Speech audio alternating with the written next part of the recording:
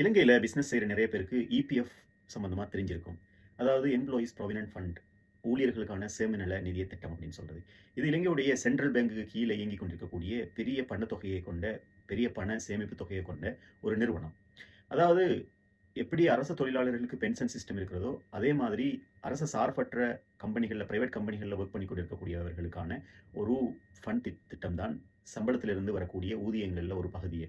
ஒவ்வொரு மாசமும் தொழிலாளர்களுக்கு வழங்கக்கூடிய சம்பளத்துல 20% அதுல சேமிச்சு வைப்பதனூடாக, தொழிலாளருக்கு வரக்கூடிய பெரிய நோய்கள், தேவையான கடன்கள், வீட்டுத் திட்டங்கள், ஓய்வூதியமாக அவர்கள் ஓய்விலிருந்து ஓய்வூதியம் பெற்றதுக்கு பிறகு கிடைக்கக்கூடிய நிதியம், இப்படி தொழிலாளர்களுடைய நலனை காப்பதற்காக ஏற்படுத்தப்பட்டிருக்கக்கூடிய இந்த சிஸ்டம் தான் இந்த இபிஎஃப் சிஸ்டம். இது பொதுவா பெரிய பெரிய கம்பெனிகள்ல இந்த சிஸ்டத்த ஃபாலோ பண்ணாலும், அவர்களுடைய ஊழியர்களுக்கு கணக்கு பார்த்து மாதம் மாதம் இந்த வைப்பை செய்தாலும், சின்ன சின்ன கம்பெனிகளுக்கு இத பத்தியான போதிய அறிவு இல்லாமல் இருக்கின்றது.